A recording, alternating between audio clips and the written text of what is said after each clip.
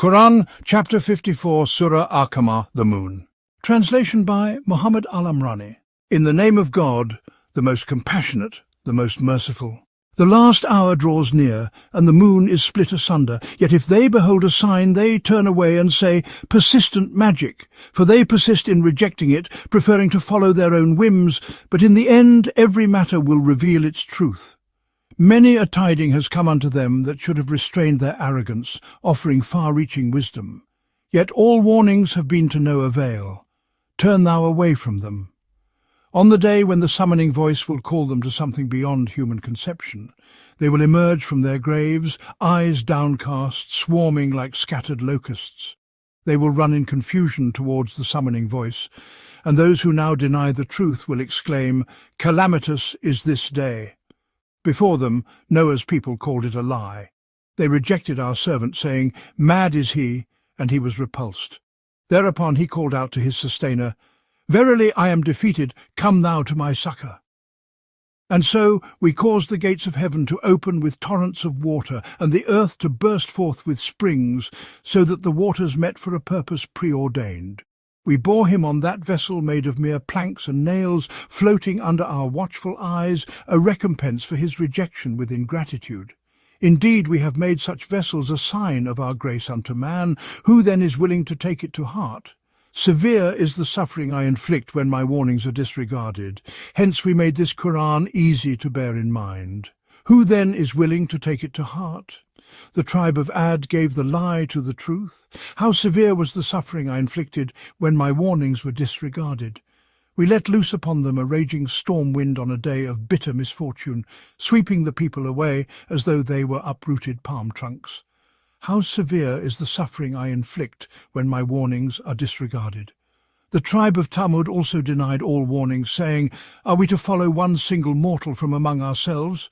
In that case we would certainly sink into error and folly. Why on him alone from among all of us should a divine reminder have been bestowed?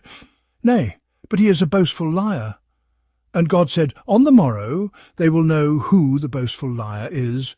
We are letting loose this she-camel as a test for them. Watch them and be patient. Let them know that the water is to be divided between them, with each share equitably apportioned."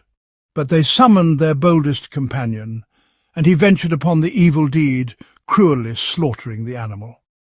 How severe was the suffering I inflicted when my warnings were disregarded. We let loose upon them a single blast of our punishment, and they became like the dried-up, crumbling twigs of a sheepfold. Lot's people too gave the lie to all warnings. We let loose upon them a deadly tempest, saving only Lot's kinsfolk at the break of dawn, as a blessing from us. Thus do we reward the grateful. He had warned them of our punishing might, but they stubbornly cast doubt on these warnings, even demanding he give up his guests. Thereupon we deprived them of their sight, saying, "Taste then the suffering which I inflict when my warnings are disregarded." Abiding suffering befell them early on the morrow. Taste then the suffering which I inflict when my warnings are disregarded. Indeed, we made this Qur'an easy to bear in mind. Who then is willing to take it to heart? Pharaoh's folk too received such warnings. They gave the lie to all our messages, and we took them to task as only the Almighty, who determines all things, can take to task. Are those who deny the truth now better than those others? Or have they been promised immunity in the ancient books of divine wisdom? Do they say we are a united group, bound to prevail? Yet the hosts of those who deny the truth shall be routed and turn their backs in flight. Nay, the last hour is the time when they shall truly meet their fate. That last hour will be most calamitous and bitter. Those who are lost in sin will know that they were sunk in error and folly. On the day when they shall be dragged into the fire on their faces, they will be told, "Taste now the touch of hellfire." Behold, everything we have created in due measure and proportion, and our ordaining is but one act, like the twinkling of an eye. Thus did we destroy people like you in the past. Who then is willing to take it to heart? Their guilt was recorded in the ancient books of divine wisdom, and everything they did, great or small, is recorded with God.